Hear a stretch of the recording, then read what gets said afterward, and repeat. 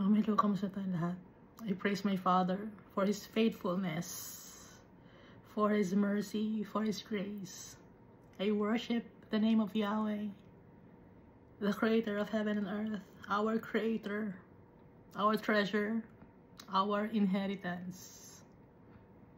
And He sent to us our Savior, the only mediator to the Almighty Father, Jesus Christ, to save us from our sins, to cleanse us.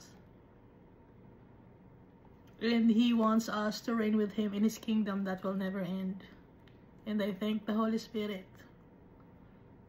for He is always with us.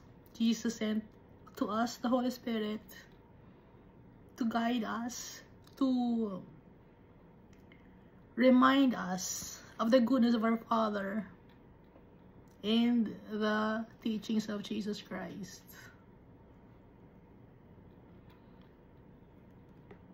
And I thank the Holy Spirit again for the gifts of knowledge and wisdom, and for the fruits of the Holy Spirit. I'm forever grateful and forever thankful to Yahweh, the Alpha and Omega, because He considers us His treasures. We are important in our Father's eyes. We are the apple of His eye. So last time we read Genesis chapter 22. Why? It's because it's connected to 2 Chronicles chapter 3. So ang binabasa natin, it's 2 Chronicles, no? Because we've already finished 1 Chronicles. Now we're on the 2 Chronicles.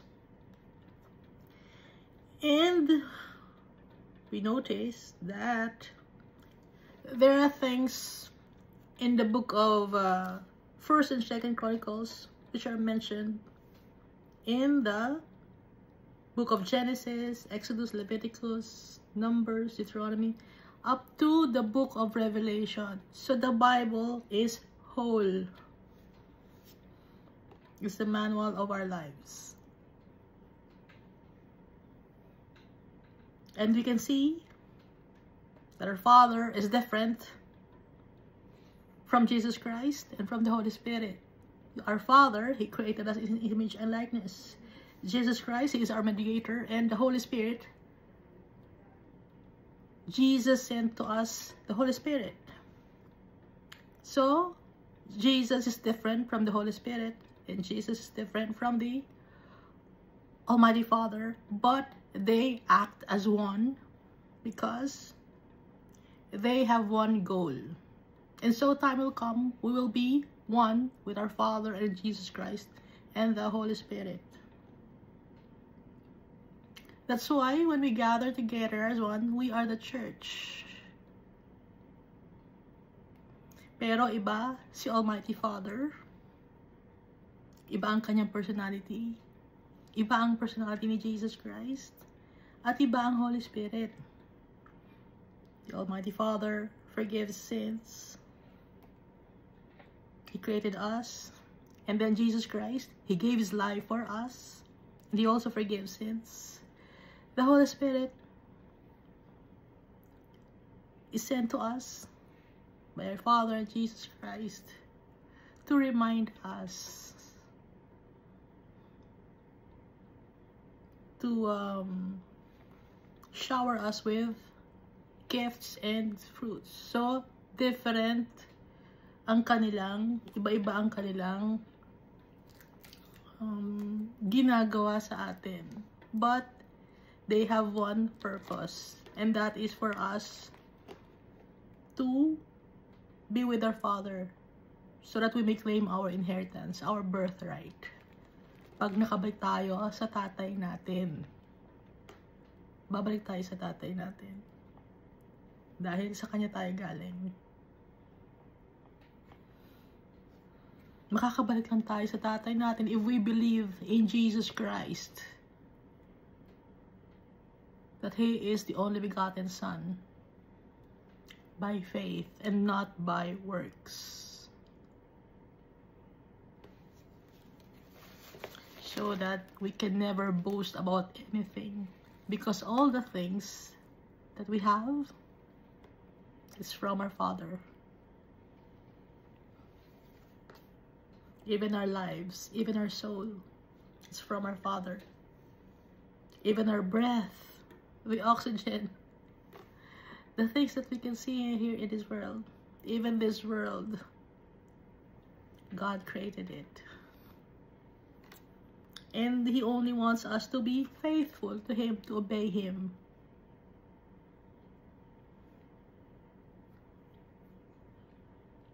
To love Him wholeheartedly, with our mind, with all our soul, with all our might, with all our strength, with all our heart. Bakit? It's because that's how our Father loves us so much, that He gave His only begotten Son, that whosoever believeth in Him will never perish, but will have eternal salvation. So yung naniniwala kay Jesus Christ, eternal salvation. The only begotten Son. He is also God. Why? It's because He also forgives sins.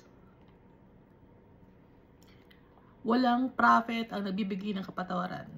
Walang mga high priest na nagbibigay ng kapatawaran. It's only Jesus. At time will come, royal nation, no? Royal priesthood, a holy nation tayo. Magiging isa tayo lahat.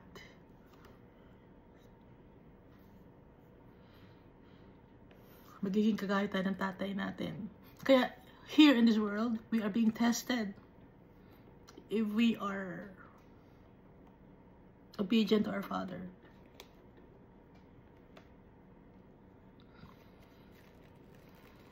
Kung same tayo ng ugali ng tatay natin, humble, patient,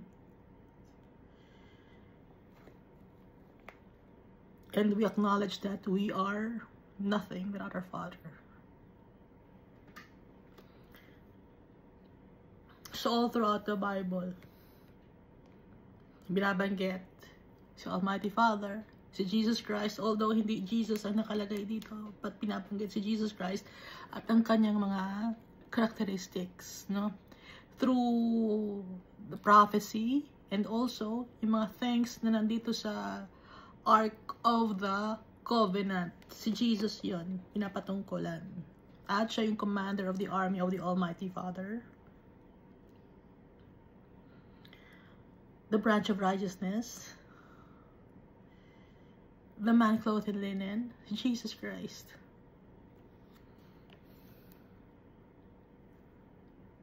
At dun sa Passover meal, no? From Egypt, may pinapatay, no? Na lamb, sinisimbolize nun si Jesus.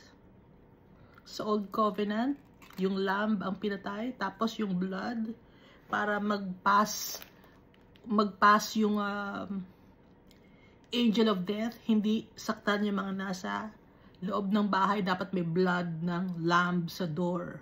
Ngayon tayo, para hindi tayo mamatay, kailangan natin ang blood ni Jesus Christ. Nakikita nyo na yung pagkakapareho.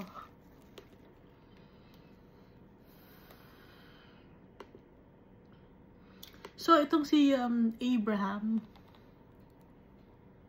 he had great faith in the Almighty Father. Hindi nagpapakita si Almighty Father sa kanya. Ang nagpapakita, angel. Messenger ni Almighty Father.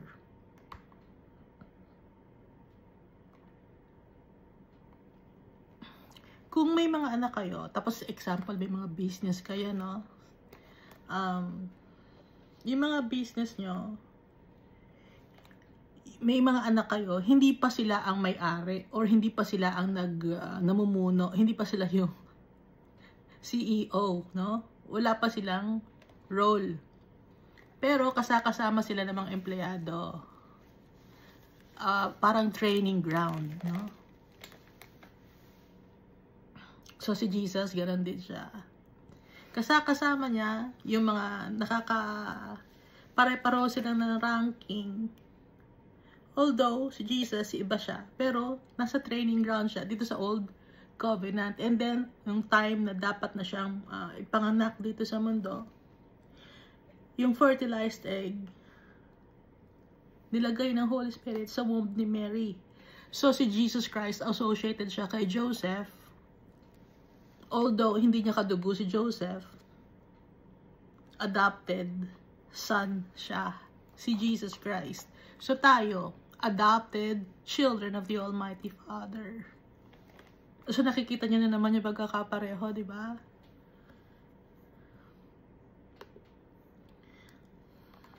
Kaya wala tayong reason na magreklamo, magulang ko ganito, ganito.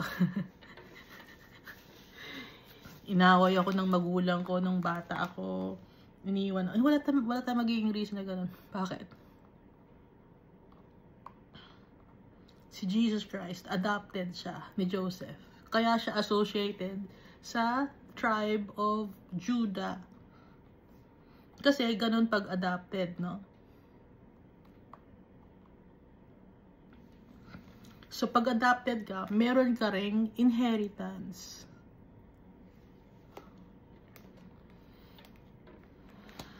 Kaya tayo, adopted sons and daughters tayo ni Almighty Father. So nakikita natin na pagkakapareho sa buhay ni Jesus Christ. At yung mga trials and tribulations sa pinagdaanan natin, mas matindi pa yung pinagdaanan ni Jesus Christ.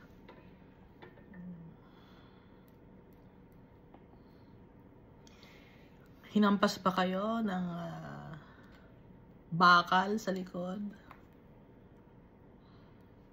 Ipinako ba sa cross? Naglakad ba kayo ng nakahubad, tapos pinapalo kayo sa likod ng bakal, tapos may buhat-buhat kayo na cross? May naka-experience ba ng ganun sa inyo?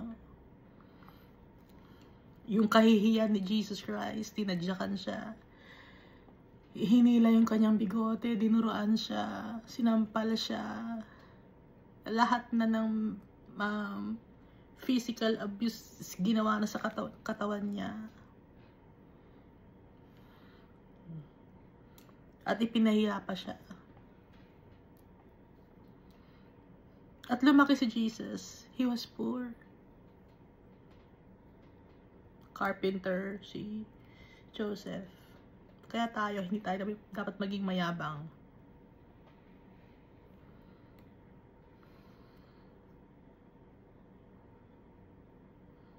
At si Jesus, hindi siya feeling entitled.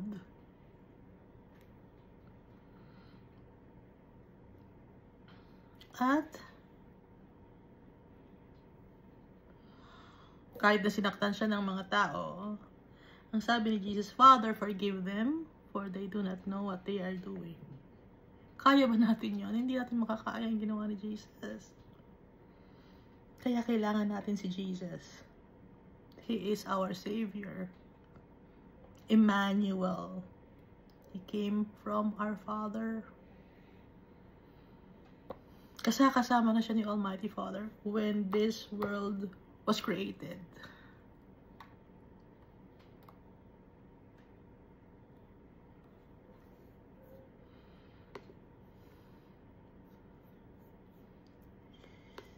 Kaya lagi ditong may binabanggit na angel. Laging inuutusan ni Almighty Father. Yung angel niya. Sino tong commander ng angel of the Almighty Father? Sino to?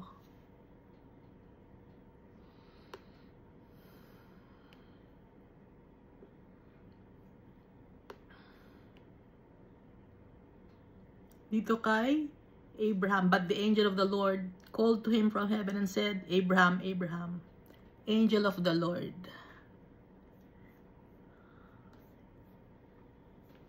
ang tumawag kay Abraham. Inutusan ni Almighty Father. At si Jesus din, yung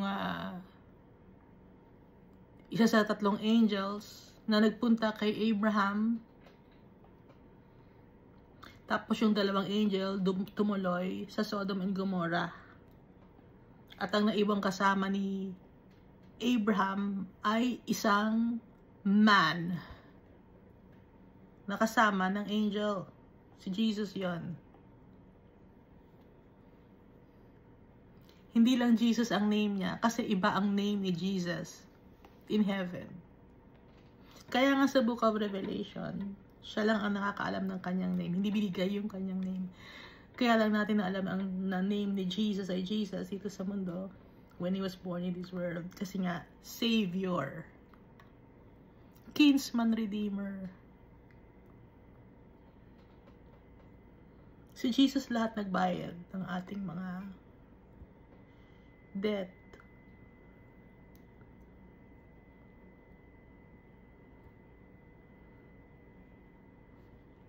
He knew no sin. He made Him who knew no sin to sin, so that in Him we might become the righteousness of God. He made Him who knew no sin as a symbol of sin, no? Ano nga ba yun? Hindi ko kabisado. He made Him who knew no sin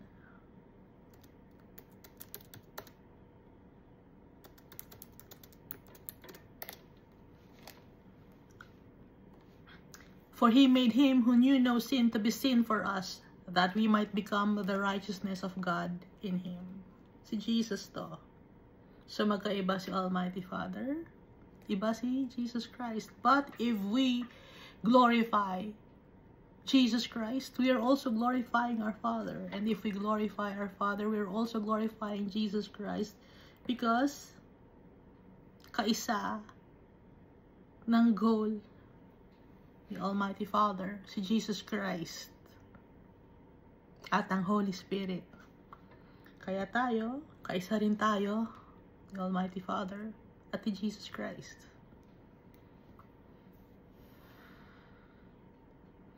So, balikan natin itong 2 Chronicles. So, last time, di ba, nagpunta tayo ng Book of Genesis chapter 22. Dahil si Isaac, dapat siya ay isa-sacrifice. Inutusan siya ni Almighty Father si Abraham na i-sacrifice ang kanyang only son, si Isaac. Pero anong ginawa? Do not lay your hand on the lad. Pero si Almighty Father, ano ang ginawa niya kay Jesus Christ? Hinayaan niya mamatay, mag-suffer, para ma-save tayong lahat. Yon ang difference. Although may pagkakasimilarity, no?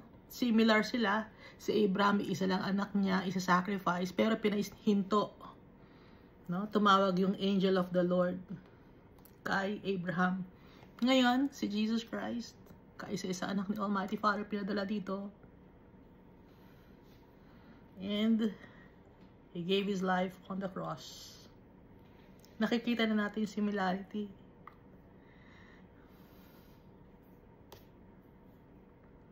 Yung plan ni Almighty Father, pinapakita niya sa Old Covenant na nakikita naman natin sa New Covenant. Hindi ko lang alam kung naiintindihan.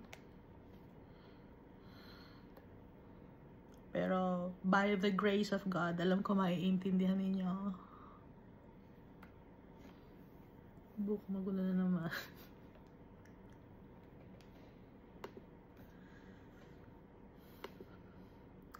So, yung lugar na yon kung saan isa-sacrifice, dapat si Isaac, was Moriah.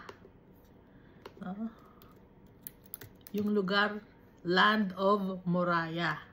Ngayon, dito sa 2 Chronicles chapter 3, yung threshing floor ni Arauna, nasa Mount Moriah. At dito rin, nakita ni David yung angel of the Lord. Sino naman yung angel na yon? Inutusan ni Almighty Father.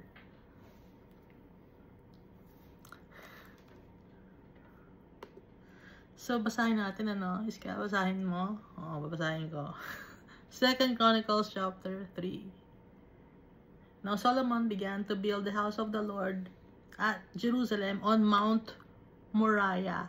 Yung Moriah kasi, or land of Moriah, maraming mga mountains doon, parang mountain ranges. So, isa sa mga mountain doon sa Moriah. Ito mababasa rin ito, no, sa 1 Kings chapter 6. Itong when Solomon built the temple. Now Solomon began to build the house of the Lord at Jerusalem on Mount Moriah.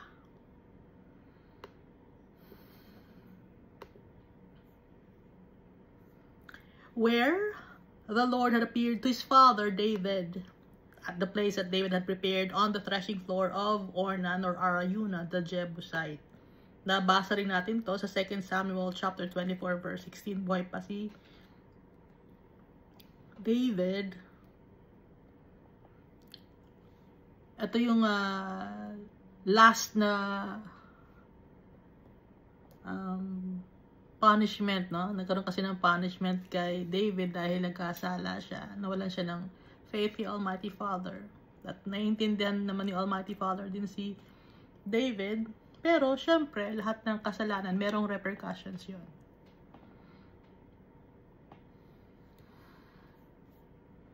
Ang kasalanan ni David, hindi siya nagtiwala kay Almighty Father. Dahil nga, nasanay si David sa war. Gusto niyang bilangin yung mga tao, baka magkaroon na naman sila ng war. Bilangin mo nga yung mga tao, Joab. Baka magkaroon tayo ng war, Joab. Nervous naman ako, Joab. Kasi nga, all his life, yung buhay ni David, war ang ni David. Nababasa naman natin, di ba? Sa 1 Samuel tsaka sa 2 Samuel, puro war ang nangyayari or nakakalaban ni David. Even si King Saul gusto siyang patayin. So yung nagre-react ngayon yung body, syempre, yung body ng tao. Ngayon, naiintindihan siya naman siya ni Almighty Father, but, of course, we have to have faith in the Almighty Father, first and foremost. At meron yung repercussions pag nagkasala tayo sa tatay natin. Although, papatawarin niya tayo, no? Kaya yung angel of the Lord nagpakita sa threshing floor, nakita ni David. Sa threshing floor ni Araunah, binayaran ni David ng tama. Pati na yung mga cattle ni Araunah at inoffer kay Almighty Father. Ngayon, dun sa place na yun yung Moriah, yun din yung lugar kung saan isa-sacrifice dapat ni Abraham si Isaac. Verse 2, and he began to build on the 2nd day of the 2nd month in the 4th year of his reign. So, 4 years ng king si Solomon. Siyempre, wala na si David kasi 4 years ng king si Solomon. Ngayon, nag-start yung build ng temple, 2nd day of the 2nd month. So, Zev 2, 2nd day. So, 2nd day. Tapos, ano yung 2nd month nung time ni Solomon? Yung 2nd day nung time ni Solomon was April to May. At kung matatandaan natin na si Almighty Father, nagpatawag siya ng census. First day of the 2nd month, no? Nababasa natin yun sa Numbers chapter 1. So, yung census naman, na meron tayo ngayon, saan galing? Kay Almighty Father. So, lahat ng bagay na kung anong meron na ipinapatupad sa society natin na maganda, it came from our Father. Kaya hindi mo maihihiwalay si Almighty Father dito sa mundo. Why? It's because He created this world. He created the law. He is good. Lahat ng magagandang bagay. Bakit hindi tayo dapat mag-commit ng crime? It's because inutos ni Almighty Father. Sa kanya nakasalalay ang law. Siya ang gumawa ng law. Kaya hindi mo matatanggal si Almighty Father. Kayo ang tatanggalin ni Almighty Father. Pero yung law, hindi tatanggalin ni Almighty Father because He's just, He's righteous, He's holy. Ang tao, wicked. At because of Jesus Christ, kaya lang tayo napapatawad sa kasalanan natin. Verse 3, this is the foundation which Solomon laid for building the house of God. The length was 60 cubits, by cubits according to the former measure, and the width 20 cubits. Yung size ng building ng house of God. And the vestibule that was in front of the sanctuary was 20 cubits long. Yung vestibule opening yon ng main room sa holy place. Mababasa natin to sa 1 Kings chapter 6 verse 3. The sanctuary was 20 cubits long across the width of the house, and the height was 20 or 120. He overlaid the inside with pure gold. Bakit pure gold? Replica of heaven. Kaya pure gold. Dahil alam natin na ang gold yun ang pinaka-precious mineral sa buong mundo up to now. Simula noon pa up to now, yun ang pinaka-precious. At sa gold nakasalalay ang pera ng mundo, yung currency ng mundo. Hindi naman sa diamond eh. Sa gold. Hindi sa silver, sa gold.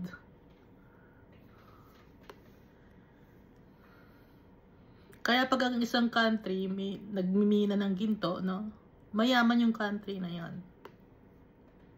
Pero yung iba, ginagawang swapang, diadala sa ibang country, yung namimina nila na ginto.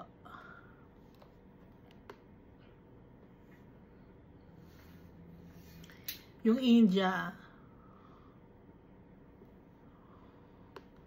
rich in resources yon. Pero bakit ganun na ngayon ang India, yung lugar ng India? Kasi marami nang gumamit sa country ng India, kaya nagkaganon. Nasira yung government, nasira yung kanilang natural resources. Parang niransak ng iba-ibang mga tao at hinayaan ng government. Okay, so ibayin natin yung balik ulit tayo dito sa Bible. Verse 5, the larger room he paneled with cypress, which he overlaid with fine gold. Gold na naman. Kasi nga, bakit gold? Ibinigay ang plano kay David ni Almighty Father. Paano nakuha yon ni David kung hindi si Almighty Father nagbigay? Ipinakita kay David. Alam niyo yung replica, no? Kaya, naintindihan niyo ba yung replica? Oh, syempre, alam niyo yung replica. Yung hindi siya yung totoo, pero kagaya or inspired. Yan. Inspired by heaven. Yung temple na pinagawa ni David na si Solomon ang nagbibuild, nagbubuo. Inspired. Okay? And he carved palm trees with chain work on it. Bakit may palm trees? Ano ang nagsisimbolize ng palm trees?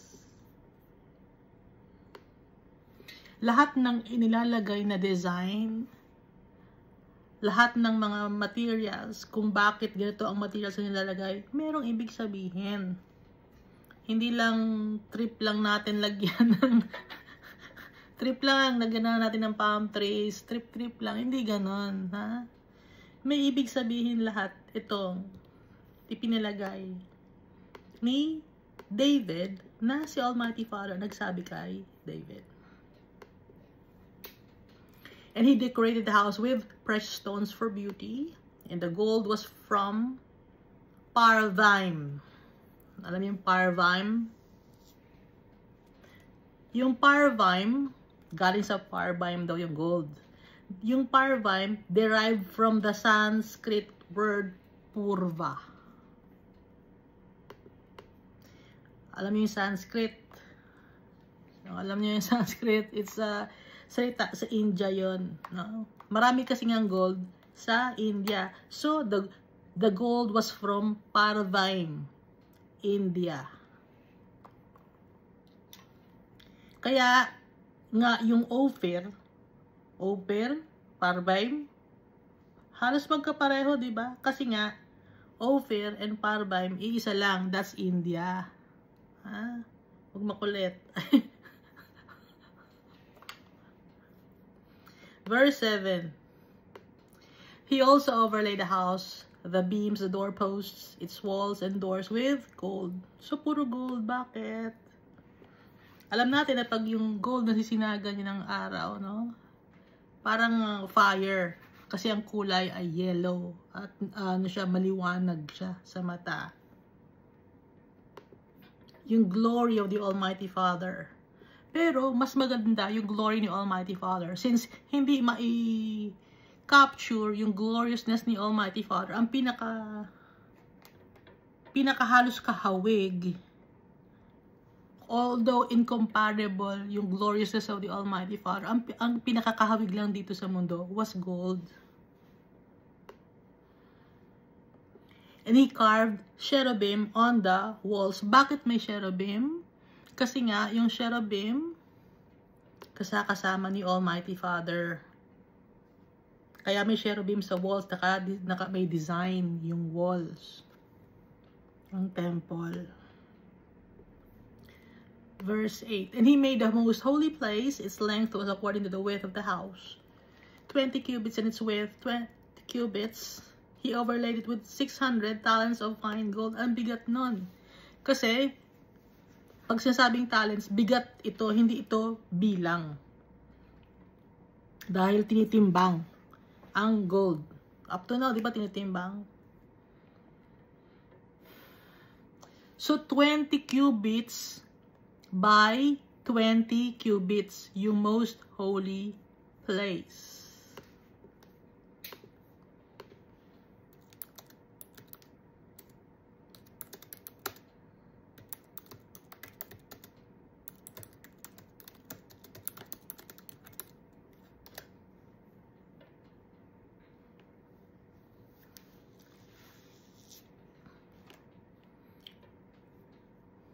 So, 20 by 20.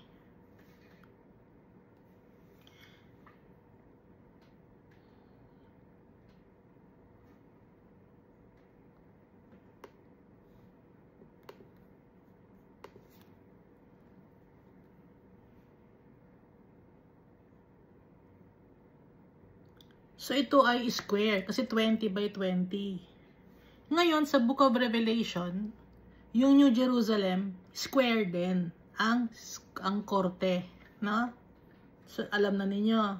Kasi nga, inspired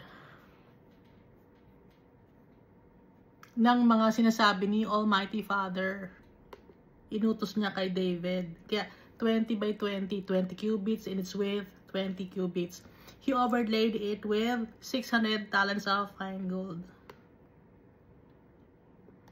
Kaya dito sa Book of Revelation, di ba, nakalagay, the city is laid out as a square, its length is as great as its breadth. So yung most holy place, ganun ang perfect square or cube.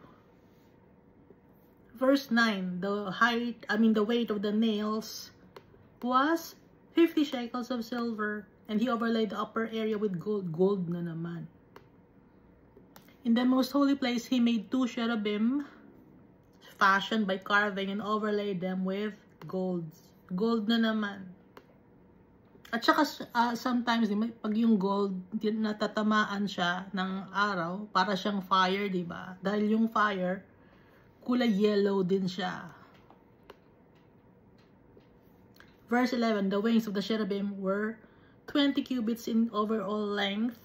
One wing of the one cherub was 5 cubits, touching the wall of the room, and the other wing was 5 cubits, touching the wing of the other cherub. So, mababasa rin natin ito sa 1 Kings chapter 6, yung tungkol sa wings ng cherub, yung kung paano ginawa ang, kung gaano kahaba yung wings. Verse 12, one wing of the other cherub was 5 cubits, touching the wall of the room, and the other wing was also 5 cubits, touching the wing of the other cherub. So, magkatabi yung dalawang cherubs, or cherubim, magkatabi yung cherubim. The wings of this cherubim spanned 20 cubits overall. They stood on their feet and they faced inward. Nakatayo sila. At yung nakaharap sila, papaaloob, inward. And he made a veil of blue, purple, crimson, and fine linen, and woven cherubim into it. And wove cherubim into it, Bakit ganito ang kulay? He made the veil of blue, purple, crimson, and fine linen. Bakit ganito ang kulay na veil? At merong wove cherubim na nandun. Kasi yung cherubim, hawak-hawak niya yung fire. Alam natin, pag nakakakita kayo ng kandila, di ba? Ano yung flame ng kandila, ano? Yung gitna may blue, tapos may purple, tapos may crimson. Ganun ang kulay ng fire. Yung yun di ba may blue flame. Tapos, minsan makikita mo parang purple to Yung katabi ng, yung katabi ng blue flame.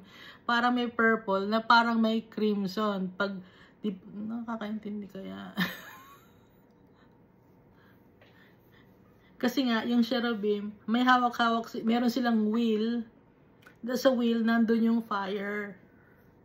Kaya nga, inspired by the Almighty Father, yung kung ano ang nasa heaven. Verse 15, also, he made in front of the temple 2 pillars, 35 cubits high, and the capital that was on top of each of them was 5 cubits. So, itong 2 pillars na to, or yung sa harap ng house or ng temple, merong 2 pillars. Mababasa to sa 1 Kings chapter 7, verse 15, 2 Kings chapter 25, at saka sa Jeremiah chapter 52, verse 21. Verse 16 of 2 Chronicles chapter 3.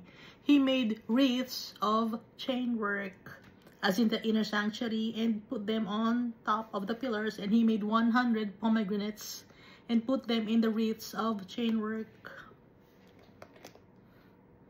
Wreaths, so dikit-dikit, no? Wreaths. Tapos merong pomegranates. 100 pomegranates on top of the pillars. Kasi dalawang pillar yun, ano? Parang column. Tapos sa column na yun, tig-isa doon. Tig-isa doon. May 100 pomegranates. Bakit pomegranates? Kung bubuksan mo yung pomegranates, isa sila, ano? Iisa. Pag yung pomegranates, pag buo siya, isa siya. Pero pag binuksan mo, ang dami niyang buto sa loob, di ba? So, parang tayo kay Almighty Father, iisa tayo, pero iba-iba tayo, pero iisa tayo. At pomegranates also means blessings and abundance. Verse 17. Then he set up the pillars before the temple, one on the right hand and the other on the left. He called the name of the one on the right hand Jakin, or he shall establish. May nilagyan niya ng name, no? Ni Solomon, si Yakin or Jakin, and the name of the other one on the left, Boaz, or in it is strength. He shall establish, in it is strength. Yun ang ibig sabihin ng dalawang pillars. Pag pinagsama ang pagbasa ng kanilang name, Jakin, Boaz, he shall establish, in it is strength. So, tira tayo sa 2 Chronicles chapter 4. So, kahit din yung kung ano yung mga furnishings in the temple, lahat ng mga gamit sa loob ng temple, inspired din of what is in heaven, or what can be found in heaven, or what can be seen in heaven.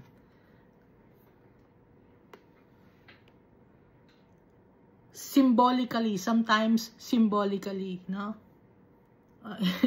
Symbolically, naiintindihan ko, may nakakaintindi dyan.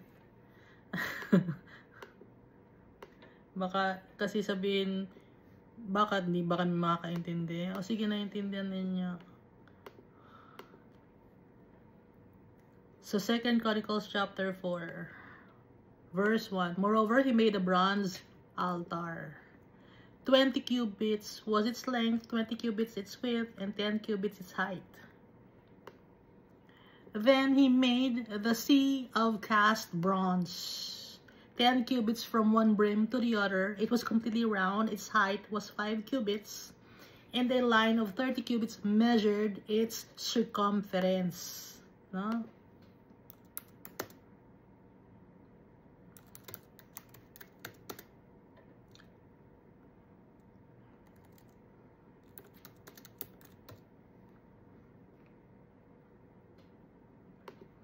Merong C or design.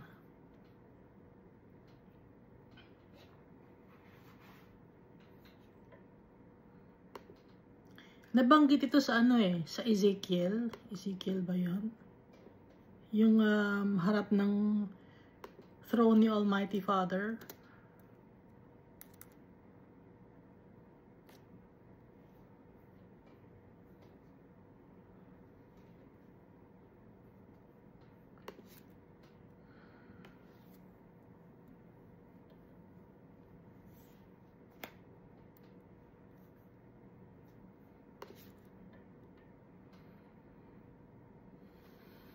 Sa harap ni Almighty Father, parang glass, parang crystal.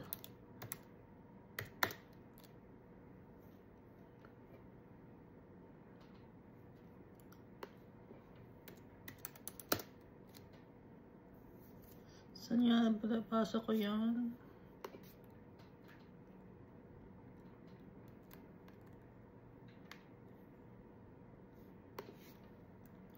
Revelation chapter.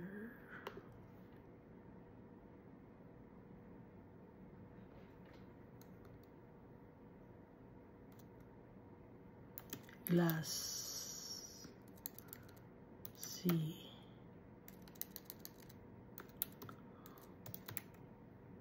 Crystal.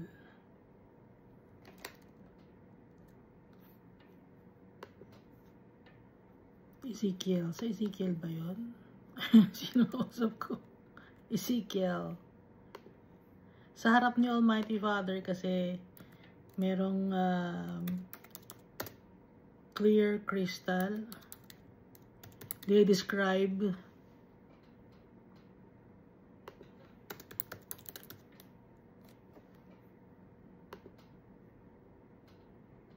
glass sea. Yan. Revelation chapter 4 verse 6.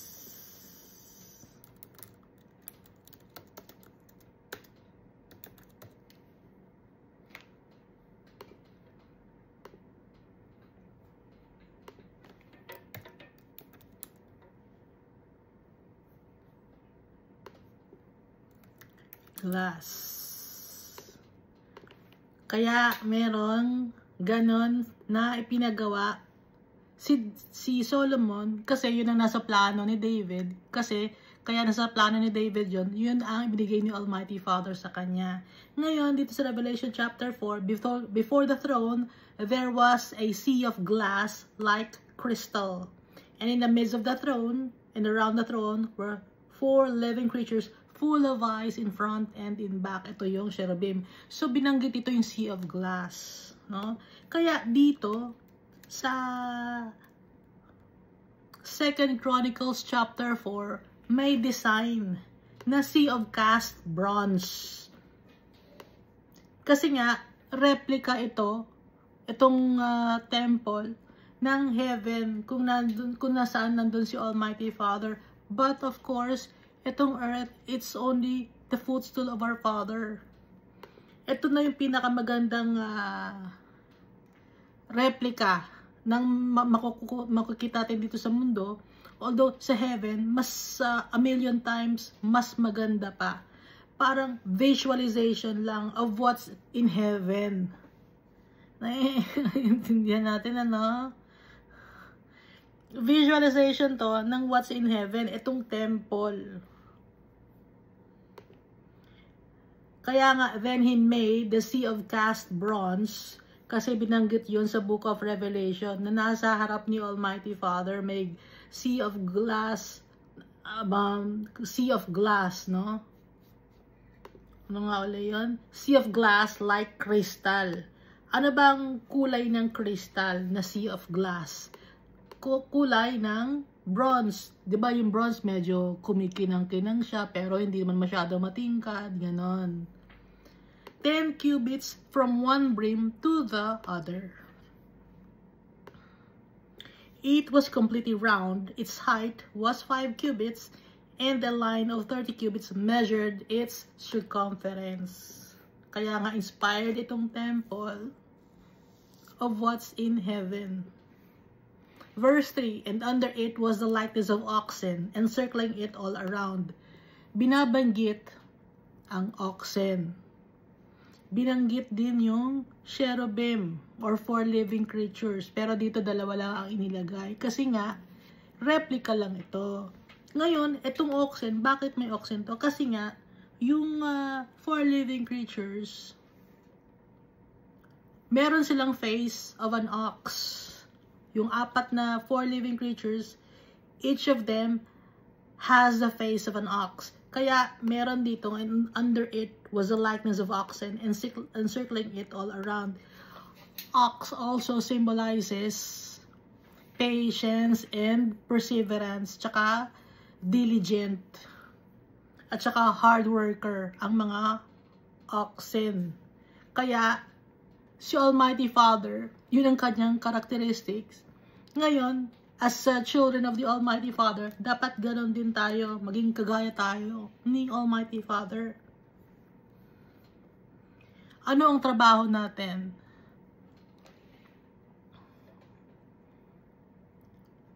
Ang sundin si Almighty Father. Napakahirap na trabaho yun. Alam niyo ba yun? Ang sundin ang kalooban ni Almighty Father. Napakahirap. Example, lalabas ka lang ng bahay mo, huwag ka mga away ng tao. Tapos may makakita mo yung kinaiinisan mo, o di nagkasala ka na. Kaya nga, trabaho yung ginagawa natin, yung inuutos sa atin ni Almighty Father. Napakahirap gawin. Kumpara sa pagtatrabaho mo para mag-earn ka ng money, kasi ang motivation mo is money. Ngayon tayo, nagtatrabaho tayo, anong motivation natin? Para sundin natin si Almighty Father. Our inheritance, which is a million times, a billion times, trillion times, na mas malaki ang makukuha natin. Eternal salvation. And that's for all eternity. Hindi nauubos, hindi nawawala, hindi nananakaw. No? So under it was the likeness of oxen, encircling it all around, 10 to a cubit all the way around the sea. Kasi nga may dagat, or merong replika ng dagat doon sa temple. Dahil itong sea na to, it's the Holy Spirit, no? Itong nandito sa Book of Revelation, chapter 4, before the throne, there was a sea of glass like crystal. Kasi nga, yung Holy Spirit. Okay? Kasi yung Holy Spirit, hindi naman natin siya nakikita. Pero alam natin. Why? Because we have faith in the Almighty Father and in Jesus Christ. At nag-work ang Holy Spirit in our lives. Tuloy natin, ano? Tuloy natin. And under it was the likeness of oxen encircling it all around 10 to a cubit all the way around the sea, and the oxen were cast in 2 rows when it was cast. So cast, nakakast yung oxen. It stood on 12 oxen, 3 looking toward the north, 3 looking toward the west, 3 looking toward the south, and 3 looking toward the east. The sea was set upon them, and all their back parts pointed inward. Yung sea was set upon them. That's the Holy Spirit. Ngayon, 12 oxen. Why 12 oxen? Kasi nung time na to, 12 tribes of Israel. Kaya 12. 3 looking northward, north, west, south, tsaka sa east.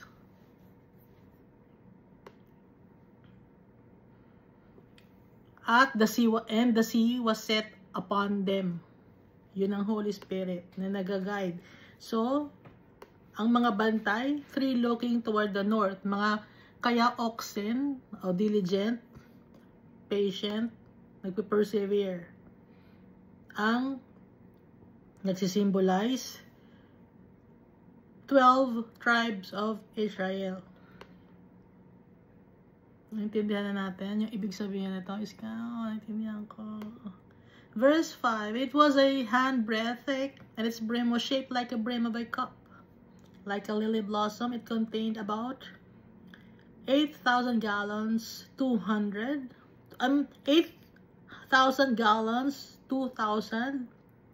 sa 1 Kings chapter 7 verse 26, or 3,000 baths. Ganun yung nakalagay.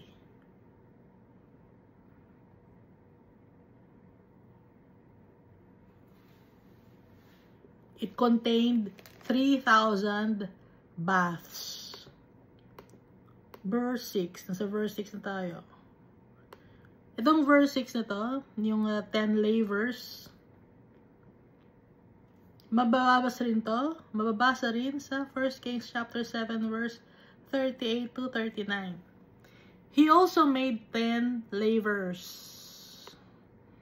He put 5 on the right side and 5 on the left to wash in them such things as they offered for the burnt offering. They would wash in them, but the sea was for the priests to wash in. Para linisin ang mga burnt offerings. Merong 10 lavers, 5 on the left, 5 on the right. Panlinis ng burnt offerings. Pero yung sea or yung Great Basin, may malaki, di ba, nabanggit natin. Yung mga priest, doon naman sila naguhugas. Kailangan maging malinis sila. Kasi nga, si Almighty Father, holy siya. Noon, ang kalinisan, it's physically. Ngayon, dapat ang malinis sa atin yung heart natin. Baka kasasabihin niyo, ay, paano yun madumi ang katawan natin? Hindi na katawan ang titingin ni Almighty Father, kundi yung sa heart natin. Nung time dito sa Old Covenant, physical nga kasi visualization, okay? Hindi pa dumarating si Jesus. Pero dumating na si Jesus, kahit na madumi tayo, panglabas na kanyuhan, or madumi ang loob ng katawan, pero dapat ang heart natin malinis.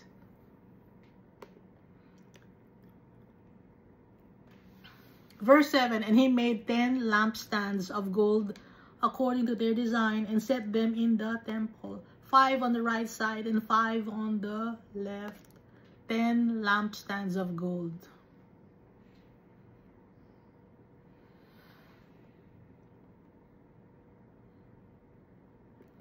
Verse 8, he also made 10 tables and placed them in the temple, 5 on the right side and 5 on the left. And he made 100 bowls of gold. Ang dami nito, puro gold. 100 bowls. Furthermore, he made the court of the priests and the great court and the doors for the court, and he overlaid these doors with bronze. He set the sea on the right side toward the southeast. Pag sinasabing sea, no? Ito yung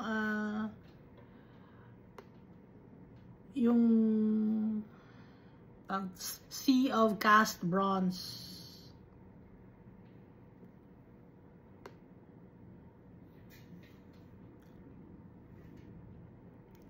Ito namang verse 11, yung tungkol naman sa mga articles inside the temple. Mababasa to sa 1 Kings chapter 7 verse 40-51.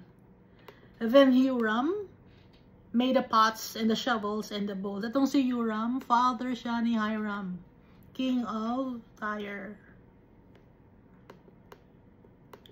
Pinakamagaling daw siya, sabi ni King Hiram. Kasi nga, father niya. Then Huram made the pots and the shovels and the bowls. So Huram finished doing the work that he was to do for King Solomon for the house of God. Merong pots, may shovels, merong bowls. Verse 12, and 2 pillars and the bowl-shaped capitals that were on top of the 2 pillars, the 2 networks covering the 2 bowl-shaped capitals which were on top of the pillars. Yung pillars, no? Pillars. Dalawang pillars. May parang bowl na pa ganun sa itaas, sa tuktok nun.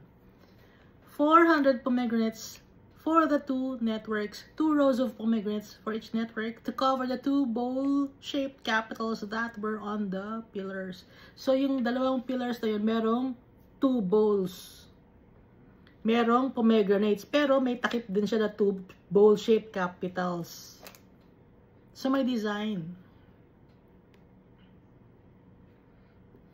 He also made carts and the lavers on the carts. 1 sea and 12 oxen under it. O, nabanggit na naman yung oxen. 12. Also the pots and the shovels, the forks and all their articles. Huram, his master craftsman, made of burnished bronze for King Solomon for the house of the Lord. Itong shovels, forks, and pots, syempre, pag mag-o-offer, madamihan kasi ang pag-o-offer. Kaya madami dapat na mga articles ang meron. Di ba? Sometimes 1,000 sheep or oxen ang kinakatay. Kaya madami ang ginagawang pang-prepare. Kasi baka magtanong, bakit may shovel pa? Kasi nga, yung wheat or yung in-offer na barley, hindi pa pwedeng kutsarain yun. Madami yun. Kaya shovel ang ginagamit. Verse 17, in the plain of Jordan, the king had them cast in clay molds between Succoth and Zeredah or Zaretan. Sa 1 Kings chapter 7 verse 46, Zaretan ang pangalan, pero dito sa 2 Chronicles chapter 4, it's Zeredah. But it's just the same, no? Verse 18, and Solomon had all these articles made in such great abundance that the weight of the bronze was not determined. Madami ang pinagawa. Thus Solomon had all the furnishings made for the house of God, the altar of God, and the tables on which was the showbread. So maraming mga tables. May pang table, pang showbread din. The lampstands with their lamps of pure gold to burn in the prescribed manner in front of the inner sanctuary. Dapat nagbe-burn yung lamps na gawa sa pure gold. Yung pagbaburn nun, tama. In front of the sanctuary. To burn in the prescribed manner. Merong prescribed manner kung paano dapat mag-burn yung lampstands with their lamps of pure gold. Kung paano mag-burn yung oil. Verse 21, with the flowers and the lamps and the wick trimmers of gold, of purest gold. Hindi pala silver, gold to. wick trimmers of gold. Yung pagtitrim lang ng wick, gold. Kasi di ba yung wick, sometimes dark na yung ibabaw, maitim na siya. Kailangan putulin para maganda ulit yung kanyang pagbaburn. Ang pamputol, ang wick trimmer, gold din. Hindi gunting, no?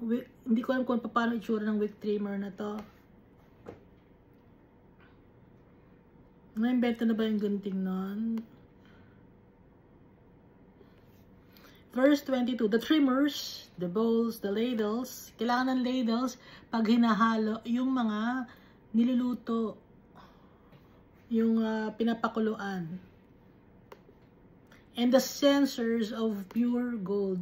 As for the entry of the sanctuary or house, its inner doors to the most holy place, and the doors of the main hall of the temple were gold.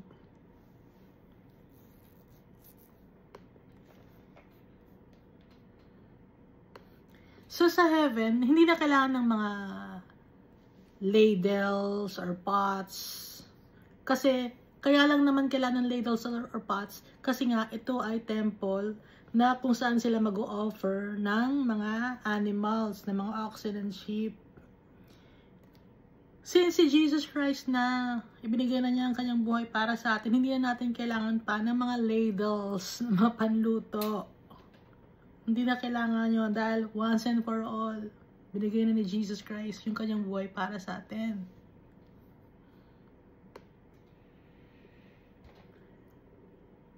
Si Jesus Christ, siya ang high priest. Siya na rin yung sacrifice. Kinsman Redeemer. Sinakop na lahat ni Jesus. Teacher pa natin, si Jesus. At nandito siya sa mundo. Messenger din siya ni Almighty Father. Prophet siya. Lahat siya na.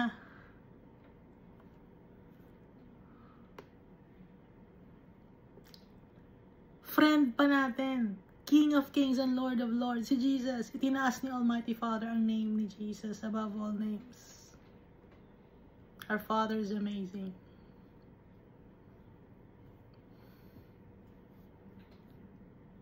Kaya si Jesus, alam ni Almighty Father, humble. Kaya itinaas ni Almighty Father ang name ni Jesus. Pag tayo nagpapakumbaba tayo kay Almighty Father, siya ang magtataas sa atin. Kahit ayaw natin.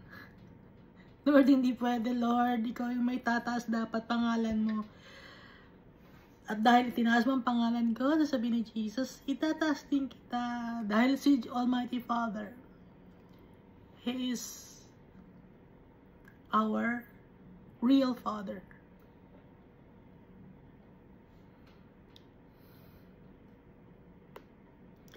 So 2 Chronicles chapter 5.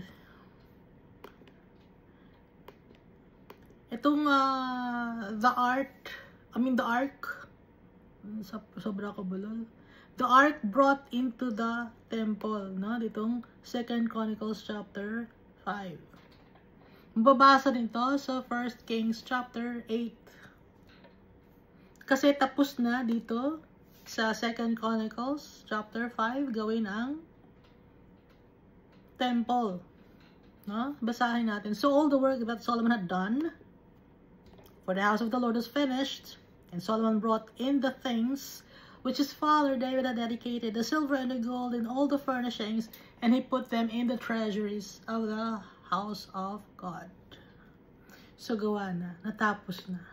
Mabilis lang gawin. Pero yung second temple na ginawa nung time ni Ezra and Nehemiah, umabot ng 40 years kasi ipinatigil ang pagpapagawa nun. Kaya ang naging ending nun ay umabot ng 40 years gawin. Pero itong time ni Solomon, mabilis lang gawin kasi walang humaharang, walang nagpipigil. May pumigil lang nung time nung kay Ezra and Nehemiah, no? Nabasa natin, di ba? Nabasa natin na kaya inabot ng 40 years ang pagpapagawa sa temple. Di ba sabi ng high priest kay Jesus, 3 days mo lang itataas tong temple, sisirain mo yung temple, tapos in 3 days, itatayo agad. Samantala ang temple na to, matagal itinayo, 40 years. Tapos ikaw, 3 days mo lang magagawa. Kasi nga, 40 years na ginawa yung second temple. Ito first temple ito. Yung second temple was built in the time of Ezra and Nehemiah. So itong first temple, itong pinapagawa ni Solomon. Ito ay inspired of what's in heaven. Dahil importante na maganda ang i-offer kay Almighty Father. Hindi naman gusto ni Almighty Father, pero nasa heart ni David to build a temple for the Almighty Father, for the Ark of the Covenant, para hindi palipat-lipat. Since si Jesus, siya na yung covenant natin. Wala nang Ark of the Covenant. Si Jesus na ang new covenant natin. At sino ang temple? Tayo ang temple. Kung tayo ang temple, dapat malinis ang temple. At paano lilinis ang temple? By the blood of Jesus. Kaya pinadala ni Almighty Father si Jesus sa atin, once and for all. Para hindi tayo mahirapan, pinadali na ni Jesus. Pinadali na ni Almighty Father. Hindi na kailangang elaborate ceremony. Si Jesus na agad. Ganun tayo kamahal ni Almighty Father. Para mabilis tayo makalapit sa Kanya. Hindi tayo kailangan pa magpunta sa kung saang lugar, sa Israel or sa Jerusalem. Hindi na kailangan. Anytime, anywhere, we can talk to our Father. We can call on the name of Jesus Christ. Thank you, and God loves us all so much.